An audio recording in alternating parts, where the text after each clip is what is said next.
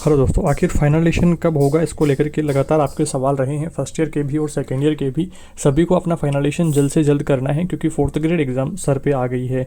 और fourth grade exam के दौरान मेन सवाल तो ये आ जा रहा है कि कहीं हमारी फोर्थ ग्रेड एग्ज़ाम के 2 दिन पहले ना करवा दें, कहीं 1 दिन पहले करवा देंगे तो हम कैसे सब चीज़ों को मैनेज करेंगे, कॉलेज जाएंगे या एग्ज़ाम सेंटर की ओर जाएंगे। तो काफ़ी ज़्यादा दिक्कतें आ रही है। इस वीडियो में डिटेल डिस्कशन रहने वाला है आपके फाइनलेशन को लेकर के। पहली बात आपको ये समझनी है कि पहले जो डेट कॉलेज वालों के द्वारा दी गई थी 2 सितंबर से 10 सितंबर के बीच में, तो इस बीच फाइनलेशन नहीं हो रहा है क्योंकि अभी तक तो कोई डेट, कोई इन्फॉर्मेशन दे ही नहीं रहे।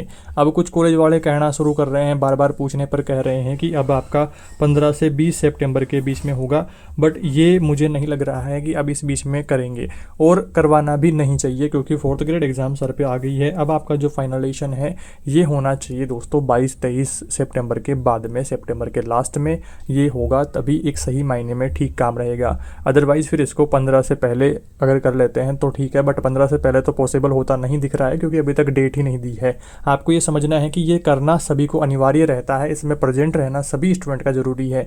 आपके बैच में 50 स्टूडेंट हैं तो 50 वहाँ पर प्रेजेंट रहेंगे, 100 स्टूडेंट हैं तो 100 प्रेजेंट रहेंगे और ये आपके कॉलेज का एक दिन रहेगा। सारी कॉलेजों का एक दिन नहीं होगा, आपकी कॉलेज का एक दिन हो गया, कुछ कॉलेज उस दिन हो जाएंगे, कुछ दूसरे दिन होंगे, कुछ कॉलेज तीसरे दिन होंगे, इसलिए 4-5 दिन इस तरह से आपका जो फाइनलेशन है ये चलने वाला है। और अब मुझे नहीं लग रहा है कि 20 से पहले ये फाइनलेशन करवाएंगे और फोर्थ ग्रेड एग्ज़ाम को देखते हुए इनको करवाना भी नहीं चाहिए। अब करवाना चाहिए आपको फाइनलेशन फोर्थ ग्रेड एग्ज़ाम के बाद में। मेरी भी आपके कॉलेज वालों से और डिपार्टमेंट से यही रिक्वेस्ट है कि अब इसको फोर्थ ग्रेड एग्ज़ाम के बाद में ही करवाना चाहिए क्योंकि अगर फोर्थ ग्रेड एग्ज़ाम के आसपास भी ये होता है तो इस एग्ज़ाम में डिस्टर्बेंस रहेगा। काफ़ी स्टूडेंट जो फोर्थ ग्रेड एग्ज़ाम की कोचिंग कर रहे हैं लगातार उनकी तैयारियों में लगे हुए और मैक्सिमम स्टूडेंट ने फॉर्म फिल किया है, इसमें कोई दो राय नहीं है कि कुछ गिने चुने लोग ही बचे होंगे, अदरवाइज सब ने फोर्थ ग्रेड एग्ज़ाम का फॉर्म फिलअप कर रखा है।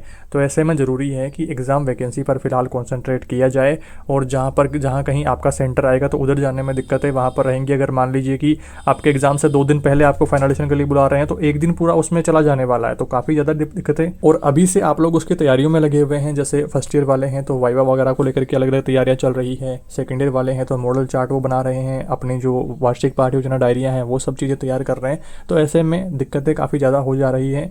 तो मेरी भी यही रिक्वेस्ट है, आप लोग भी अपने कॉलेज से यही कहना है कि अब हमारा जो फाइनलेशन है ये फोर्थ ग्रेड एग्ज़ाम के बाद में करवाया जाना चाहिए। अभी फ़िलहाल दोस्तों इसको लेकर के ऑफिशियली तौर पर कोई भी नोटिफिकेशन नहीं है। पीछे के सालों की अगर अपन बात करें तो आपका डिपार्टमेंट पंजीयक विभाग की ओर से ऑफिशियल नोटिफिकेशन आता था कि इन दिनों में आपका फाइनलेशन हो रहा है, बट अभी तक इस बारे में कोई भी नोटिफिकेशन नहीं आया है। सिर्फ क्लियरली ये बात आपके एडमिट कार्ड में, आपके जो टाइम टेबल आया था उन चीज़ों में यहाँ पर मेंशन क्या किया गया था कि आपका जो कॉलेज लेवल पर आपका जो फाइनलेशन है वो होगा और कॉलेज वाले ही इन चीज़ों को डिसाइड करेंगे कि कब करवाना है। बट मेरे अकॉर्डिंग कॉलेज वालों को भी आगे से परमिशन मिलती है, आगे से जो इन्विजिलेटर्स आपका फाइनलेशन लेने के लिए टीचर्स वहाँ से आते हैं तो उनको परमिशन जब मिलती है तो तभी सारा काम पॉसिबल हो पाता है। वो खुद से तो सारा काम करवा नहीं लेंगे कॉलेज वाले, तो कॉलेज वालों के भी बस में ये सारी चीज़ें नहीं रहती है। तो फिलहाल आपको ये समझना है कि फाइनलेशन जो है आपका फोर्थ ग्रेड एग्ज़ाम के बाद में ही करवाया जाना चाहिए। इन चीज़ों को लेकर के अपने दिमाग में बिल्कुल भी नेगेटिविटी ना लावें। अपनी फोर्थ ग्रेड एग्ज़ाम की वैकेंसी की जो तैयारी चल रही है तो उसके ऊपर पूरा फोकस रखें।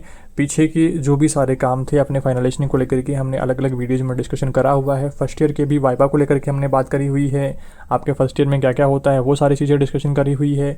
सेकेंड ईयर में वाइवा को लेकर के हमने अलग वीडियो, सेपरेट वीडियो बना दिया है कि जिसमें आपके मॉडल चार्ट वगैरह बनाने को लेकर के कितना खर्चा आता है, कैसे बनाना है, वो सारी चीज़ें समझा दी है। साथ में ही फाइनलेशन की जो वार्षिक पाठ्य योजना की डायरी है वो कैसे क्या बनती है, सारा कुछ हमने पहले के वीडियोज़ में समझाया हुआ है। तो उन वीडियोज़ को देख करके आप लोग अपने डाउट्स को दूर करते रहेंगे और चैनल के साथ में जुड़े रहेंगे। जैसे ही नया नोटिफिकेशन आता है, कोई भी नई अपडेट आती है तो आपके साथ में शेयर कर दी जाएगी। 1% भी इसमें टेंशन लेने वाली बात नहीं है। मेन इसमें काम रहता है आपका वहाँ पर उपस्थित होना।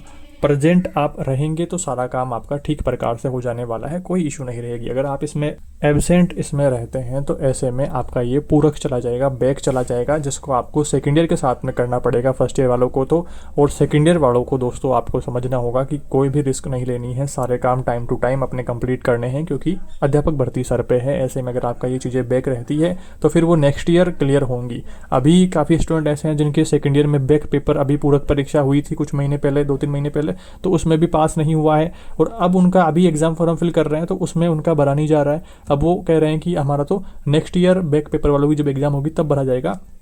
तो ऐसे में काफ़ी ज़्यादा दिक्कतें फंस जाएंगी अगर आपका कोई भी काम अधूरा रह जाता है, पेंडिंग रह जाता है, बैक रह जाता है। तो इन चीज़ों को समझना है, टाइम टू टाइम अपने कामों को तुरंत ही कंप्लीट करते हुए चलना है। आई होप दोस्तों इस वीडियो में आपके सारे डाउट्स दूर हुए हैं। पिछले वीडियो में हम BSTC में लगने वाली टोटल फीस के बारे में, डोनेशन के बारे में, इन चीज़ों के बारे में डिस्कशन किया है, तो उस वीडियो को जरूर से जाकर के देखिएगा। और भी इनसे संबंधित आपके कोई डाउट्स रहते हैं कमेंट्स में बताएं, नेक्स्ट वीडियो में इस पर डिस्कशन करेंगे और आपके डाउट्स को दूर करने की कोशिश करेंगे। Thank you for watching this video.